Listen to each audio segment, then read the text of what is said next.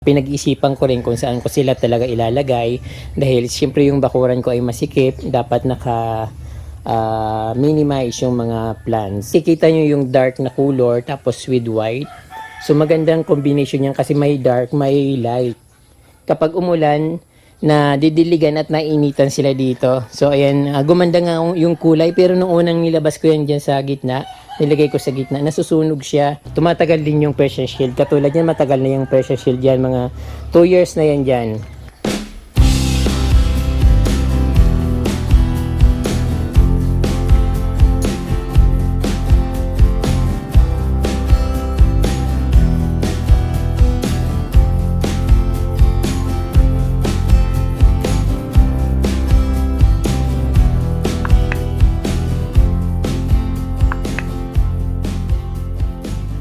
Magandang araw sa inyo mga ka-From Day at welcome back sa Certified From Day channel. Ini-invite ko po kayo na mag-subscribe sa aking munting YouTube channel and don't forget to touch the notification bell para updated po kayo sa aking mga bagong post na videos.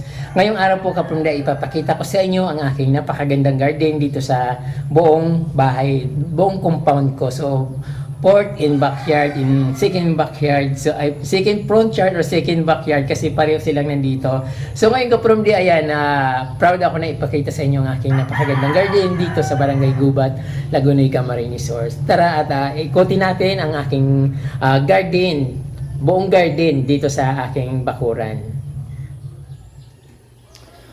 Ayan mga kapramdi, paglabas pa lang ng aking pintuan, nakikita ko na kagad yung malaburakay na front yard dito sa aking bahay. Siyempre, yung mga halaman ko andyan pa rin at yung iba pinalitan ko na at yung iba naman mga bagong tanim ko, ayan, maliliit pa lang. So, ayan ka from dito ito sa harapan ng aking pinto. So, yun nagtanim ako dito ng mga bromeliads. But inaasahan ko na hindi naman gaganda yung kulay niya. Talagang ganyan lang talaga siya. At syempre, kaya diyan ko na lang nilagay sa lilim. Mayroon kasi mga bromeliads na pag nainitan, nagiging kulay orange or yellow yung kulay. So, ayan, punta tayo sa pinaka-front yard ka from day. Ito po nga pala yung aking mangga dito sa harap ng kubo dati. At ayan, napakalash pa rin ng kanyang yung mga halaman sa puno. So, ayun.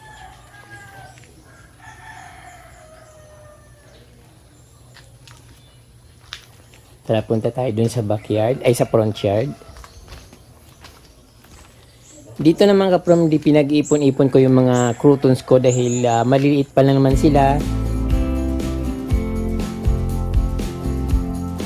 Pag lumaki sila, idadayari ko na sa soil para mas lalong gumanda.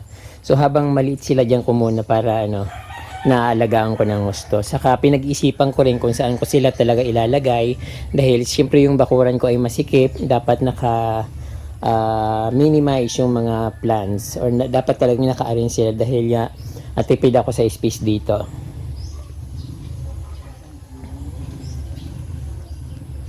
So ayan naman ka from the naglagay na ako ng gate kasi nga wala akong dito, wala akong privacy dito. Kahit sino nilang pumapasok, kung gustong pumasok, kung sino nilang papasok dito sa aking bakuran, mag-iikot-ikot, ayan. Kaya gumawa na ako ng paraan para makalagay ako ng gate.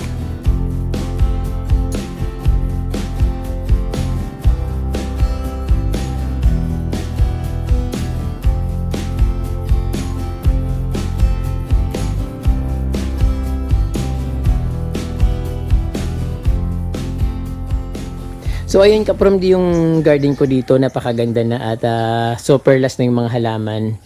Yung ko dito, yung garlic vine, hindi pa masyadong nag-grow. At ayun nga yung mga tanim ko ditong halaman. Pero last na sila ka from kasi nga maulan at uulanan, iinitan, yun ang gustong-gusto ng mga halaman. Pero depende sa halaman kasi yung coleus kapag naulanan at nainitan, siya na pumapayat hanggang sa matunaw. Yung mga copper plant ko dito ka-from ayan, ganda-ganda na sila. Napupuno na, kitang-kita na nga dito nakikita nyo yung dark na color tapos with white. So magandang combination yan kasi may dark, may light. So ayan. Yung mga croutons ko naman yan kapromdi, yung iba nakadirect na, dinirect ko na sa soil yung iba, pero yung iba nasa paso pa rin kasi nga naghahanap ako ng mapaglagyan nila na magiging perfect na at permanente ng lagayan.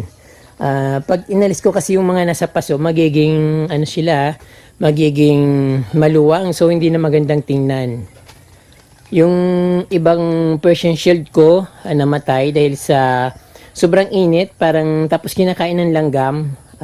Namamalayan ko lang na ano na sila, na natutuyo na.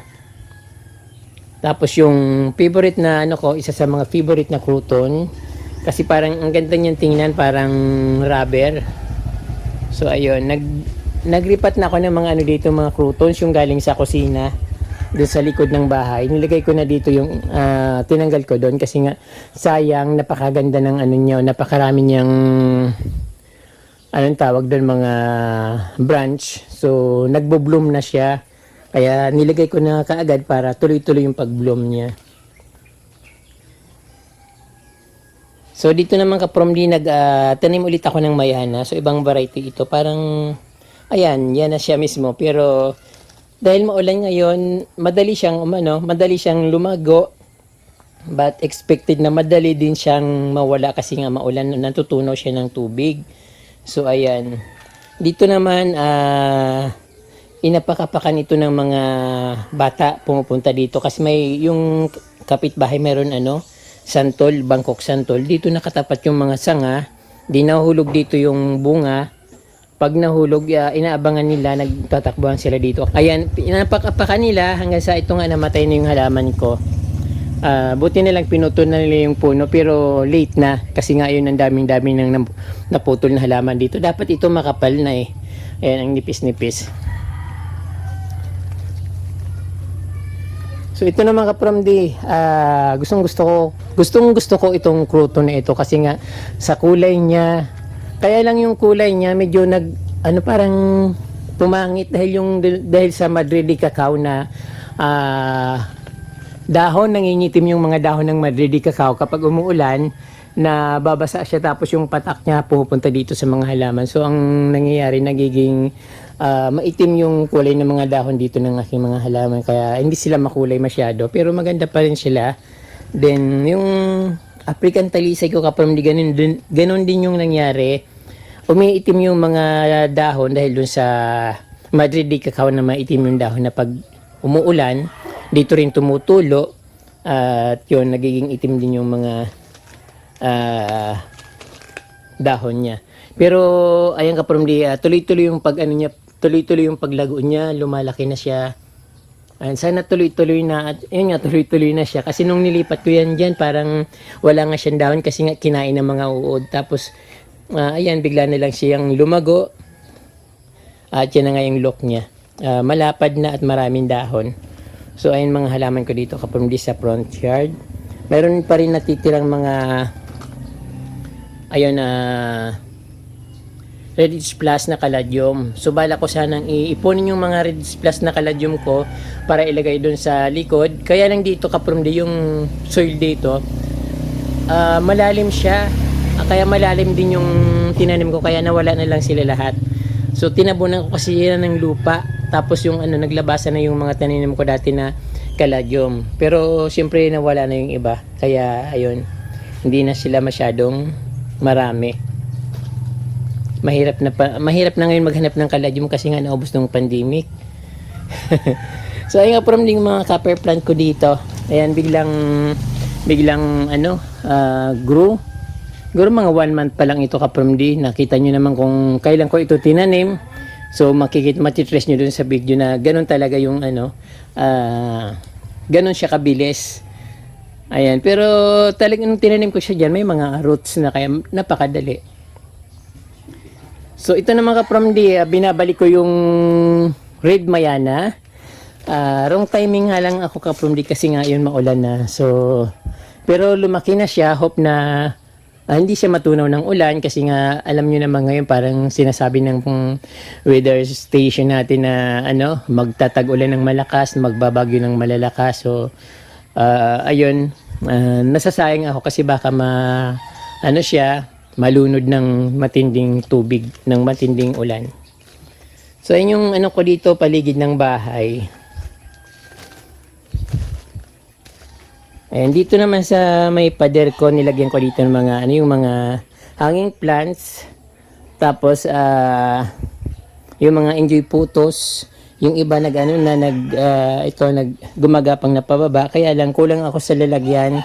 Mahal din kasi ito ka-promdi. Kaya, kung bumili ako ng lalagyan, yung paso niya, pa isa-isa lang. Kasi parang 25 pesos yata. Kung basta pag may budget lang ako, bumibili ako ng ganyan. Kaya kukunti lang yung ano ko. So mostly naman ang gusto kong itanim dyan yung epicea saka enjoy photos. Yung epicea ko yan nagkawalaan na nga kasi nga ayun natutunaw din sila sa ulan, tapos pag mainit din natutuyo rin sila. So ayan. Doon ito yung pinakalikod ng ano dito ko ng kubo ay ng bahay ko. Nasanay na ako sa kubo, palagi na lang kubo na isip ko. Pero ayan ka-promdi ang halaman ko dito sa ano. Hindi pa siya maayos kasi nga ang bala ko nga magtanim ako dito ng mga vegetables. Kaya lang ano na, parang kailangan ayusin ko pa siya. Yung kahit yung mga hindi ano sa init na vegetable kasi nga nasa ano to, nasa likod tapos may pader.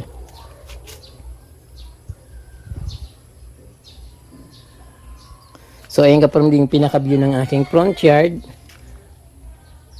Makapal na yung mga halaman. At ito nga pala ka-promdi, yung ano ko dito, bromeliad, nasa gilid ng pader, nilagay ko dito sa gitna kasi hindi na didiligan doon. Tapos hindi rin, ayun, mahirap din kasi that time yung tubig. Kaya sabi ko ilagay ko na lang dito para pag umulan, na ano na sila na aarawan or nainitan. Kapag umulan, na didiligan at nainitan sila dito. So ayan, gumanda nga yung kulay, pero nung unang nilabas ko yan dyan sa gitna, nilagay ko sa gitna, nasusunog siya. Pero hinayaan ko lang kasi nung that time na binilad ko siya sa init, gumanda yung kulay niya, pero hindi naman siya talaga nasunog. Gumaganda lang kulay siguro, pero makikita pa rin yung ano kasi pag matindi yung init, ayan, nasusunog talaga. Mayroon na naman siyang isang ano, sibling, tumubo na naman siya. So dapat siguro matagal pa yan na ano tatanggalin kasi nga matagal siyang lumago.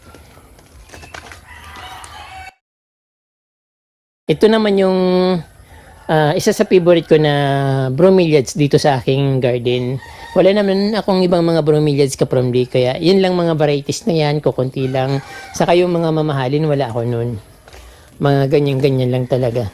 Pero ito, binili ko naman ito ng 500 pesos dun sa ano, sa plant sealer. Ayan.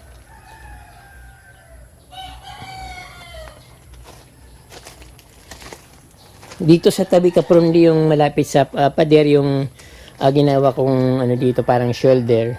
Ayan, yung mga Anastasia plants ko ay lumaki na, lumalago. Tapos tinaniman ko rin ng bromeliads dyan ay ng ano, mayana para maging makulay ulit. Pero matagal naman siyang lumaki. Then ayun, siyempre maunahan niya yung ano yung mga Anastasia plants ko or Acacia plant kasi ito matagal din itong lumago, pero matagal ito pang matagalan ito ka-promdi kasi tinitrim lang naman ito eh. Samantalang yung mayana, madali lang mawala yan, pero pag tinitrim mo rin siya, tumatagal din kahit ng mga 2 years, tumatagal din yan.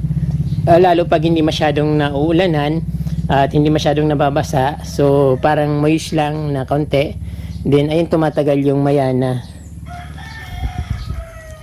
Dito sa pader nito naman ka-promdi mga ano yung nilagay ko dito, wala na mga flowers, kakatanggal lang mga flowers niyo. So napuno sila ng mga bulaklak ng mga nakaraang linggo. Then yung mga nilagay ko diyan yung mga croutons na parang pwede siyang i-form na parang ano siya, parang yo na crouton.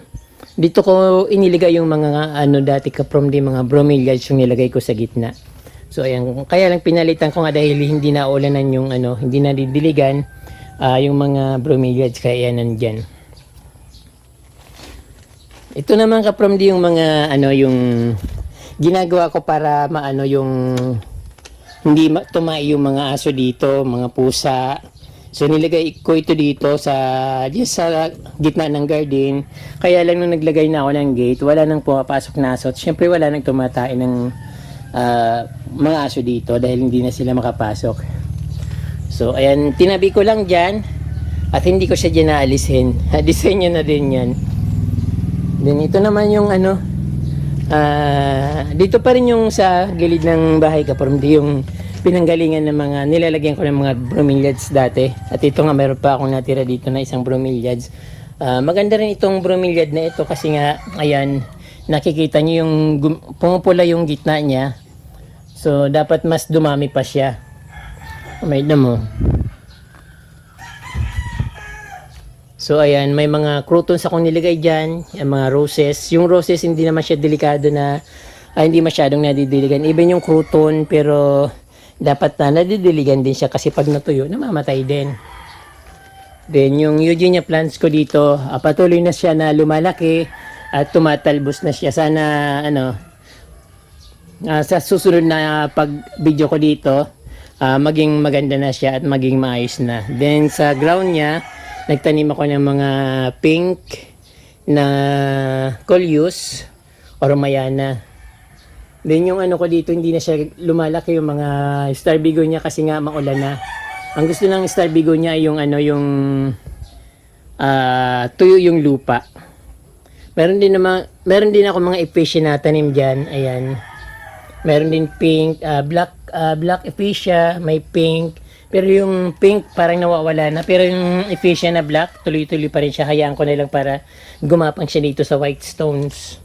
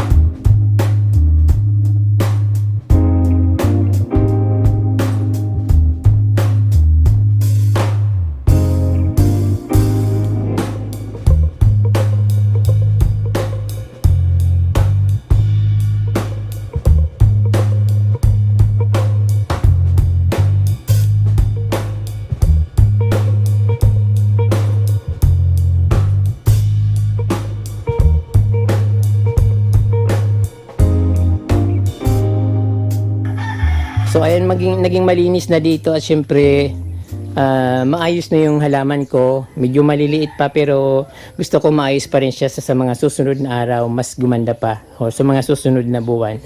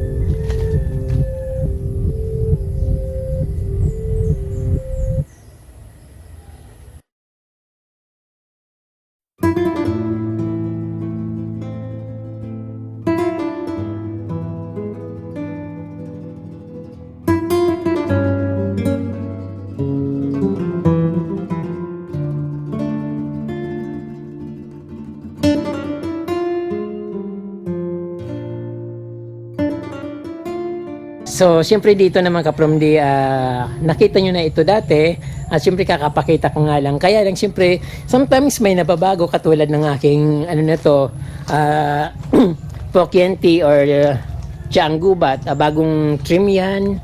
At siyempre, kakabilog ko lang dahil napakabilis lumago at napakabilis sumaba yung mga sanga. At siyempre dito rin sa kabila, ayan, ginupitan ko rin siya para maganda rin katulad nung sa isa. So, ayan kapromdi ng aking monkey tail na babawasan na yung mga bulaklak niya dahil sa lakas ng ulan na umiitim na siya at siyempre mas maganda siya kapag nasa araw dahil flower siya.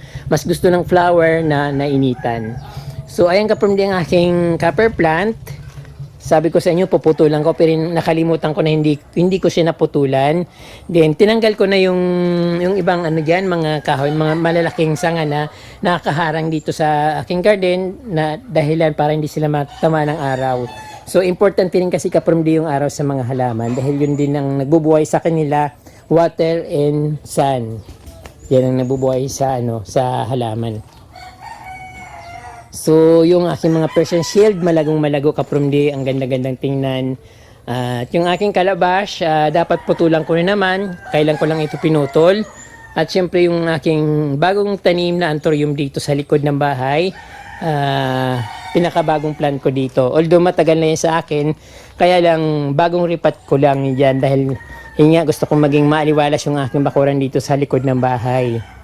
At syempre yung mga yung bagong plants or bagong arrangement ng plants, mga begonia nandito sa ferns, mayroon din mga syngonium, ayan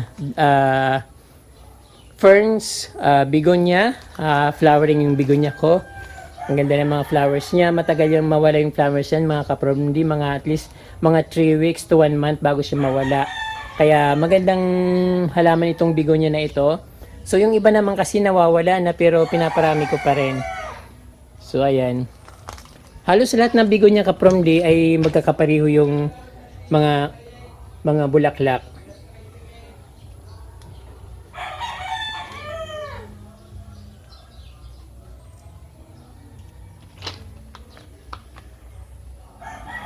So, dito naman kapromdi, mix na yung mga nilagay ko dyan. May begonia, may syngonium, may epicea, may aglonema, mayroon calathea. So mix siya dyan. Meron din bougainvillea.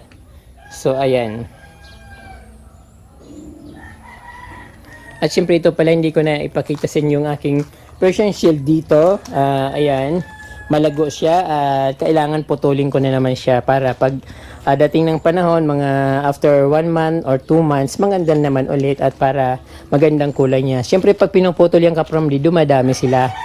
Parami yung sanga tapos hanggang sa nawawala na rin. Pero tumatagal din siya, hindi katulad sa mayana na ganun, madaling mawala. Tumatagal din yung Persian shield. Katulad yan, matagal na yung Persian shield yan. Mga 2 years na yan dyan. Yung iba naman nawala na. So kailangan mag-replant ulit ng Persian shield. Kasi nga hindi naman tumatagal masyado yung buhay niyan.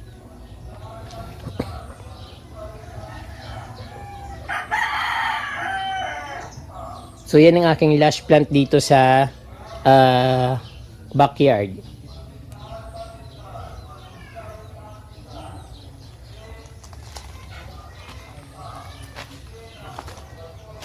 Siyempre rin dito kapromdi walang pagbabago pero minsan pinagpapalit-palit yung halaman, yung hindi na ulanan dito nilalagay ko dun sa nababasa, yung nababasa naman nilalagay ko dun sa hindi masyadong naulanan para nababalance yung niya kasi sometimes na-overwatering sila.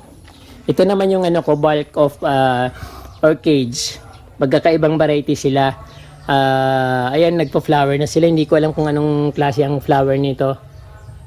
Malapit na siyang bumuka. Isang piraso lang. Ito mayroon din, no. Hindi ko rin alam kung anong mga bulaklak niyan kasi siya yung binili ko sa Albay. Hanggang ngayon, hindi ko pa rin nakikita yung mga bulaklak nila.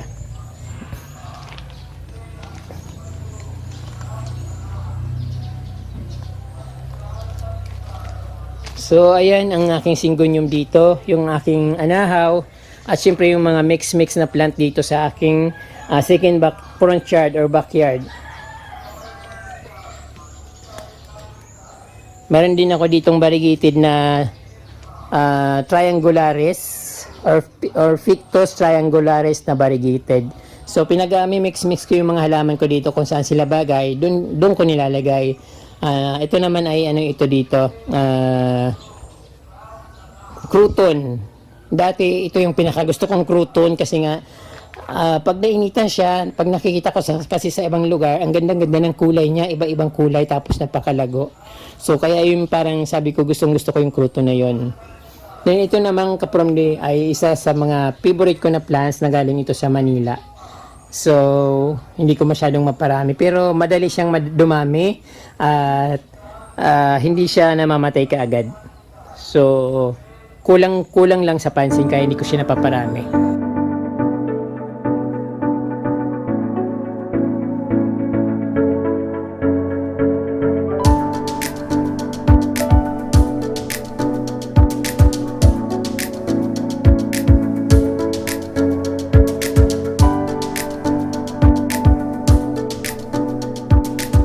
Ayan po mga kapromdi, nakita nyo po yung aking garden dito sa aking bakuran at salamat po sa pamamasyal at sa pagsama sa akin sa pamamasyal dito sa aking garden. Maraming salamat at kung hindi pa po kayo nakasubscribe ay ini-invite ko po kayo na mag-subscribe at pindutin po yung notification bell para updated po kayo sa aking mga bagong post na videos. Thank you so much. Diyos mabalos and muchas gracias.